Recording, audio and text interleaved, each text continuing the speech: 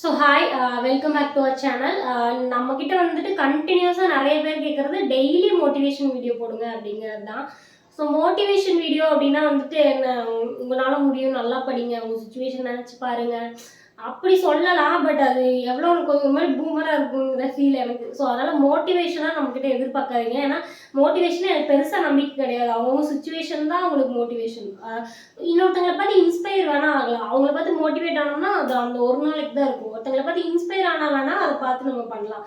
So அதனால மோட்டிவேஷனாக வரலைனாலும் ஜென்ரலாக காமனாக ஸ்டூடெண்ட்ஸ்க்கு என்னெல்லாம் என் சைட்லேருந்து எனக்கு தெரிஞ்சதை அட்வைஸ் பண்ண முடியுமோ அதை நான் உங்களுக்கு கொடுக்குறேன். ஸோ இன்னைக்கு வந்துட்டு என்னன்னா, நேற்று வந்துட்டு குரூப் 4 எக்ஸாம் படிக்கிறவங்க பாஸ் ஆகும் அப்படின்னா 10 விஷயம் பண்ண வேண்டியது நான் கொடுத்துருந்தேன்.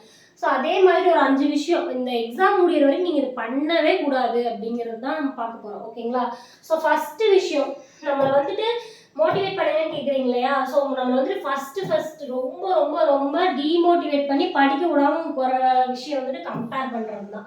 ஓகேங்களா? ஸோ ஸ்டாப் கம்பேரிங் அப்படின்னு தான் சொல்லுவேன். இந்த கம்பேரிங் எப்படி வேணால் எடுத்துக்கலாம். நம்ம ரிலேட்டிவ்குள்ளே ஒருத்தவங்க நம்மளை விட பெருசாக இருக்கலாம். ஒருத்தவங்க வந்துட்டு நம்ம கஷ்டப்பட்டு படிப்போம், இன்னொருத்தவங்க பார்த்தீங்கன்னா ஹாப்பியாக இருப்பாங்க.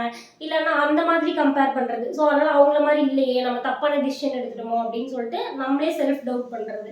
இன்னொரு என்ன அப்படின்னா வந்துட்டு நம்மளுக்குள்ளேயே நமக்குள்ளே படிச்சுட்டு இருக்க ஸ்டூடெண்ட்ஸ்குள்ளேயே அவங்க அதை படிச்சுட்டாங்க, நம்ம இதை படிக்கல, இதை படிச்சுட்டாங்க, நம்ம அதை படிக்கல அப்படிங்கிற கம்பேர். ஸோ இதனால தயவு செஞ்சு கம்பேர் பண்ணாதீங்க. கம்பேர் பண்ணுறதுக்கு முதல் காரணமே டிஸ்கஸ் பண்ணுறது தான். கம்பேரிஷன் எப்போ வரும் அப்படின்னா, உங்கள் ஃப்ரெண்ட்ஸ் கிட்ட நீங்களா போய் நீங்கள் என்ன படிச்சீங்கன்னு கேட்காத வரைக்கும் அவங்க உங்கள்கிட்ட சொல்ல போகிறதில்ல.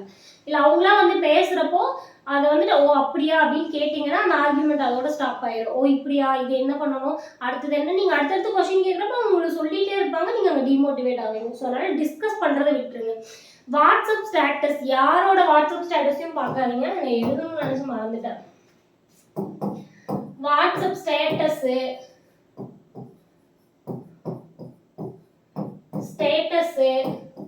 ரீல்ஸு ஷார்ட்ஸு, யாருக்கு என்ன கல்யாணம் ஆயிருக்கு, யார் எங்கே வெளியே போயிருக்காங்க, நம்ம கூட படித்த ஃப்ரெண்ட்ஸ் என்ன ஹைக் வாங்கியிருக்காங்களா, அவங்க என்ன வேலையில் இருக்காங்க, அவங்களோட ஐடி கார்டை வச்சு ஃபோட்டோ போட்டு, இதெல்லாம் தயவு செஞ்சு பார்க்காதீங்க. அது நம்மளோட செல்ஃப் கான்ஃபிடென்ட்டை ரொம்ப ரொம்ப குறைச்சிடும். ஸோ கம்பேரிஷன் எங்கே வருதுன்னா ஸ்டேட்டஸு, ரீல்ஸு. உண்மையாக சொன்னால் ரிலேட்டிவ்ஸ் கூட நம்ம போய் பேசவே மாட்டோம். அவங்களோட ரீல்ஸு ஸ்டேட்டஸ் மூலமாக தான் அவங்களோட லைஃப் எப்படி இருக்குங்கிறது தெரிஞ்சுப்போம். ஸோ அடுத்தவங்க லைஃப் எப்படி இருக்குன்னு தெரிஞ்சுக்கிறதுல அப்படி ஒரு ஆர்வம். ஸோ அப்போ நம்ம என்ன பண்ணுவோம், நம்ம கூட கம்பேர் பண்ணுவோம். அவங்க எப்படி இருக்காங்க, நம்ம எப்படி இருக்கோம், நம்ம கான்ஷியஸே நம்ம கம்பேர் பண்ணுவோம். நம்ம சொல்லுவோம் பேரண்ட்ஸ் கம்பேர் பண்ணுறாங்க, என்னை கஷ்டப்படுத்துறாங்க, நம்மளும் அதே தான் பண்ணுறோம். ஸோ அதை பண்ணாதீங்க. உங்கள் கூட படிச்சுட்டு இருக்க ஃப்ரெண்ட்ஸ் கிட்டேயும் சரி, நீங்கள் இப்போ என்ன படிச்சுட்டு இருக்கீங்கன்னு கேட்காதீங்க. அவங்க சொல்கிறது நீங்கள் காதை கொடுத்து கேட்டிங்கன்னா அடுத்து அவங்கள டாமினேட் பண்ணுவாங்க. என்ன தமிழ் படிச்சுட்டு இருக்க, சயின்ஸ் இவ்வளோ இருக்கு, நீ ஏன் படிக்கல அப்படின்னு கேட்பாங்க. அப்போ நீங்கள் தமிழை விட்டுட்டு சயின்ஸ் படிக்க முடியுமா? முடியாது. உங்கள் மெத்தட் வேறு. ஸோ அதனால் தயவு செஞ்சு கம்பேர் பண்ணவே பண்ணாதீங்க.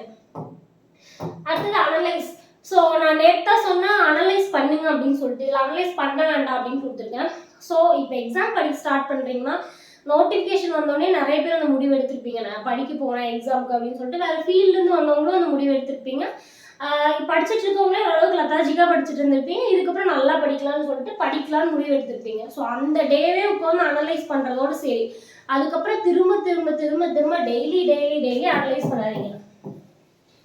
டெய்லி காலையில் வந்த உடனே இந்த 10 லெசன் படித்தால் போதும், குரூப் 4 பாஸ் ஆயிடலாம், இதை பண்ணால் போதும், இதை பார்க்காம விட்டீங்களா 1 மார்க் உறுதி, இதெல்லாம் பார்க்குறது, ஓவர் அனலைஸ் பண்ணுறது, ஓவர் டவுட் ஆகுது. இந்த எக்ஸாமுக்கு வந்துட்டு எவ்வளோ மேடம் கட் ஆஃப் வரும், இந்த எக்ஸாமுக்கு சயின்ஸ்லேருந்து நிறைய கொஷின் கேட்க வாய்ப்பு இருக்கா, நீங்கள் சயின்ஸ்னு சொல்கிறீங்களே, ஜாகிரஃபிலேருந்து கேட்டாங்கன்னா என்ன பண்ணுறது, கரண்ட் அஃபேர்ஸ் அதிகமாக கேட்டால், கண்டினியூஸ் அனலைஸ்.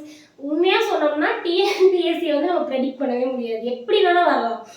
ஸோ எல்லா யூனிட்டையும் கவர் பண்ணுறவங்க அதை பற்றி ஒரி பண்ணவே தேவையில்லை. எல்லா யூனிட்டையும் கவர் பண்ணுறவங்க எதுலேருந்து அதிக கொஷின் கேட்டாலும் அவங்களுக்கு அது ஈக்குவல் தான். ஸோ அதனால தான் சொல்கிறேன், எல்லா யூனிட்டையும் கவர் பண்ணுங்கள்.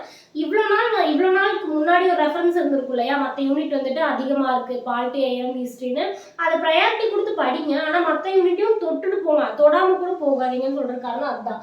ஸோ அதனால் ஓவர் அனலைஸ் பண்ணாதீங்க. என்ன பண்ணாலும் சரி, எதுலேருந்து கொஷின் கேட்டாலும் நம்ம தான் ஃபேஸ் பண்ண போகிறோம், எதுலேருந்து கொஷின் கேட்டாலும் நம்ம படிச்சுட்டு தான் போக போகிறோம். ஸோ படிச்சுட்டு போகிறவங்களுக்கு இது தேவையில்லாத ஒரு விஷயம். ஸோ அதனால் இதை மட்டும் படித்தா பாஸ் அப்படின்னு சொல்லி ஓவர் அனலைஸ் பண்ணாதீங்க. அடுத்தது மீடியா அண்ட் ஃப்ரெண்ட்ஸ். ஸோ நேற்றே சொல்லியிருந்தேன், மீடியா ஃப்ரெண்ட்ஸ் வந்துட்டு அவாய்ட் பண்ணிடுங்க அப்படின்னு சொல்லிட்டு. ஸோ யூடியூப்பை வந்துட்டு யார்ட்டையாவது கொடுத்து ஆப் லாக் போட்டு வச்சுக்கோங்க, பேட்டர்ன் போட்டு வச்சு, நேற்று சொன்னது தான். ஸோ பேட்டர்ன் போட்டு வச்சுட்டு உங்களுக்கு தேவைன்னா 1 hour அந்த மாதிரி பாருங்கள். இல்லை யூடியூப்ல செட்டிங்ஸில் போனீங்கன்னா ரிமைண்ட் பண்ணுற மாதிரி இருக்கும், நீங்கள் ஒரு 1/2 hour மேலே கண்டினியூஸாக ஃபோன் யூஸ் பண்ணுறீங்கன்னு சொல்லிட்டு. அந்த மாதிரி ஏதாவது பண்ணுங்கள். தயவு செஞ்சு யாரோட ஸ்டேட்டஸையும் பார்க்காதீங்க. வாட்ஸ்அப்பில் வந்துட்டு எந்த குரூப்லையும் இல்லை, டெஸ்ட் குரூப் எனக்கு எதுவுமே இல்லைன்னா தயவு செஞ்சு வாட்ஸ்அப் இன்ஸ்டால் பண்ணிடுங்க.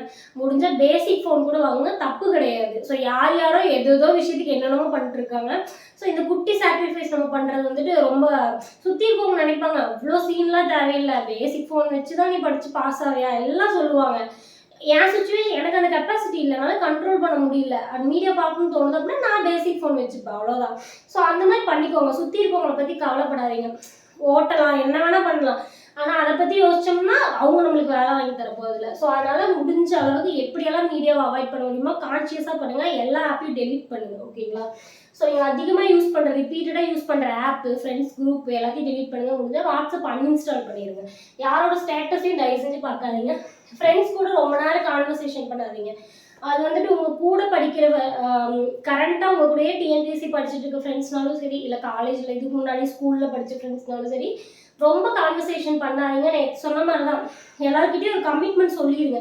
எனக்கு இப்படி ஒரு கமிட்மெண்ட் இருக்குது, நான் ஒரு 3 month பேச மாட்டேன் அப்படின்னு சொல்லிட்டு. அதுக்கப்புறம் நம்ம என்ன வேணால் பேசிக்கலாம். ஸோ இது நம்ம கான்ஃபிடென்ட்டை குறைக்கும், டைமை வேஸ்ட் பண்ணும், ஓகேங்களா? ஸோ டைமு கான்ஃபிடென்ட் ரெண்டுமே போகும்.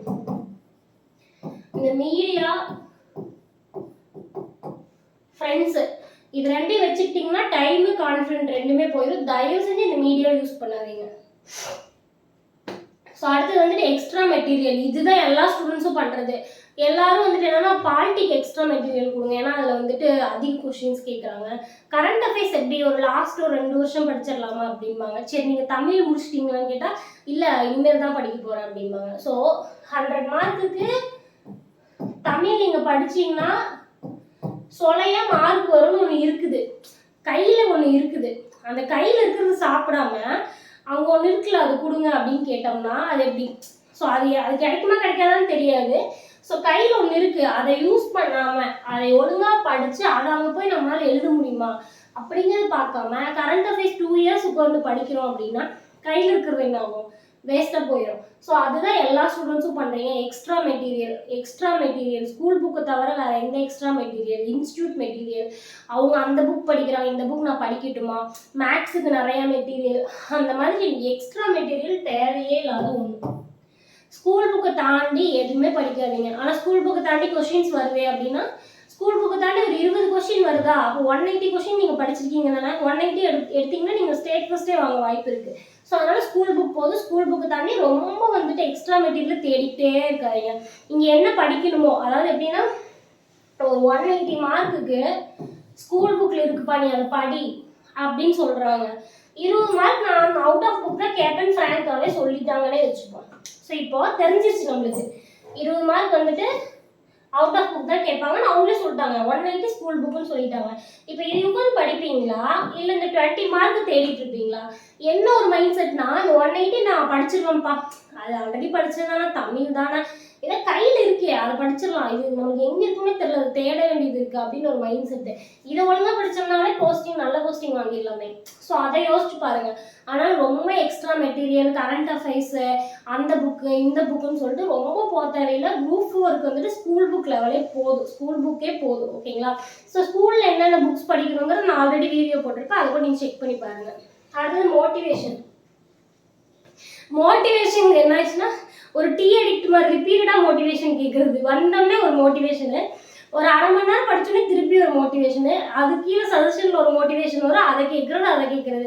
டே ஃபுல்லாக மோட்டிவேட்டே ஆகிட்டு இருந்தா மோட்டிவேட் ஆனதுக்கான மோட்டிவேட் நம்ம எதுக்கு ஆகிறோமோ அந்த விஷயத்தை நம்ம பண்ணியிருக்கவே மாட்டோம். ஸோ அதனால் டூ மச் ஆஃப் மோட்டிவேஷன், ரொம்ப எமோஷனல் ஆகிட்டு ஒரு விஷயத்தை பார்த்து மோட்டிவேட். எதுக்கு மோட்டிவேஷன்? நம்மளோட சுச்சுவேஷன் என்னன்னு நம்மளுக்கு தெரியும். இதுலேருந்து போகணும்னா பாஸ் ஆனால் தான் போகணும்னு நம்மளுக்கு தெரியும். இது ஒரு இக்கட்டான நிலைமையில இருக்கும். இப்போ வந்துட்டு இன்னைக்கு வந்துட்டு ஒரு சிங்கம் நம்மளை துரத்துதுன்னு வச்சுக்கலாம். ஸோ அப்போ சிங்கம் துரத்துறப்போ எனக்கு யாராவது மோட்டிவேட் பண்ணுங்க அப்போ தான் நான் ஓடுவேன் அப்படின்னு நம்ம சொல்லுவோமா, இல்லை நம்மளோட ஃபுல் பவரை கொடுத்து ஓடுவோமா? ஏன்னா அந்த சிங்கம் நம்ம உயிர் போயிடுங்கிற பயம் இருக்குது, அந்த நெசசரி இருக்கு இல்லையா, அந்த நெசசரியை அதிகப்படுத்துங்க. மோட்டிவேஷனை குறைச்சிட்டு நான் பாஸ் ஆகணும். ஏன் நான் பாஸ் ஆகணும்? பாஸ் ஆகலைன்னா என் ஃபியூச்சர் என்ன ஆகும்? அதை உங்கள் மைண்டுக்கு காட்டுங்க. மோட்டிவேட் பண்ணாதான் நான் படிப்பேன் அப்படின்னா எப்படி? சிங்கம் துரத்துறப்போ நீங்கள் நல்லா மோட்டிவேட் பண்ணுங்கன்னா ஓடுவேன், இல்லைன்னா ஓட மாட்டேன் அப்படின்னு உட்காந்தா யாருக்கு நஷ்டம்? நம்மளுக்கு தான் நஷ்டம். எவன் மோட்டிவேட் பண்ணாலும் மோட்டிவேட் பண்ணாட்டியும் ஓடாதன்னு சொல்லாட்டி உயிரை கொடுத்து ஓடுவோமா? ஏன்னா நம்மளுக்கு நம்ம வாழணும் அப்படின்னு ஆசை இருக்கா? அது மாதிரி நம்ம ஒரு ஆஃபீஸர் ஆகணும் அப்படிங்கிற ஆசை உண்மையாலுமே உள்ளே இருக்குது அப்படின்னாலும் இந்த சுச்சுவேஷன் நம்மளுக்கு எவ்வளோ ஒஸ்டான சுச்சுவேஷன் நம்ம இருக்கோ அதுலேருந்து நம்ம போகணும் அப்படிங்கிற நீடு எவ்வளோ அதிகம் இருக்கோ அவ்வளோ அதிகமாக நீங்கள் படிப்பீங்க. ஸோ அதை ப்ரையாரிட்டைஸ் பண்ணுங்கள். மோட்டிவேஷன் யாராவது பண்ணாலும் தயவு செஞ்சு எதிர்பார்க்காதீங்க. ஓகேங்களா? ஸோ இதுதான் இந்த 5 விஷயத்தை மட்டும் தயவு செஞ்சு பண்ணாதீங்க. எக்ஸாம் முடிகிற வரைக்கும் மோட்டிவேஷனை தேடாதீங்க. மீடியாவை தயவு செஞ்சு குவிட் பண்ணிடுங்க. படிங்க. எல்லா ஸ்டூடெண்ட்ஸ்க்கும் சொல்கிறது, திரும்ப திரும்ப சொல்கிறது என்ன அப்படின்னா,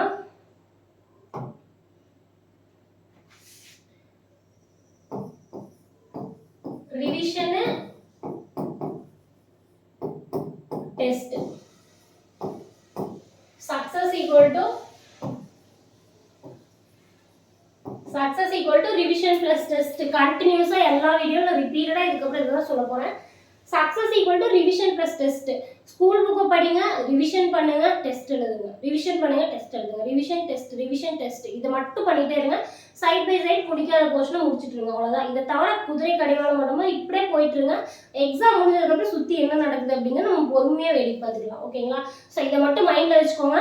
படிக்கிற ஸ்டூடெண்ட் நல்லா ஹார்ட் ஒர்க் போட்டு இந்த 5 விஷயத்தையும் பண்ணாமல் படித்தாலுமே சிலபஸ் என்னங்கிறது தெரிஞ்சு படிங்க. எந்தெந்த யூனிட் ப்ரையாரிட்டைஸ் கொடுக்கணுங்கிறத தெரிஞ்சு படிங்க. ஸ்மால் யூனிட்டையும் ஈக்குவலாக ப்ரையாரிட்டைஸ் பண்ணுங்கள். எல்லா யூனிட்டையும் படிங்க. படிக்கிறப்ப குட்டி குட்டி பீரியடில் ரிவிஷன் பண்ணுங்கள், டெஸ்ட் எழுதுங்க. ஓகேங்களா? முன்னத்த நாள் படித்தது ரிவிஷன் பண்ணிட்டு புது போர்ஷன் படிங்க. ஸோ ரிவிஷனையும் சைடில் வந்துகிட்டே இருக்கணும், புது போர்ஷனும் சைடில் வந்துகிட்டே இருக்கணும், நடுவில் டெஸ்ட்டும் இருக்கணும். இப்படி இருந்துச்சு அப்படின்னா பாஸ் ஆகிறது ரொம்ப ஈஸி. டெஸ்ட் வந்துட்டு OMR ஷீட்டில் ப்ராக்டிஸ் பண்ணுங்கள். ஸோ இதுக்கு தான் இந்த வீடியோ. ஸோ இந்த வீடியோ உங்களுக்கு பிடிச்சிருக்குன்னு நினைக்கிறேன். நம்ம அடுத்த வீடியோ மீட் பண்ணலாம். அண்டில் தென் பாய்.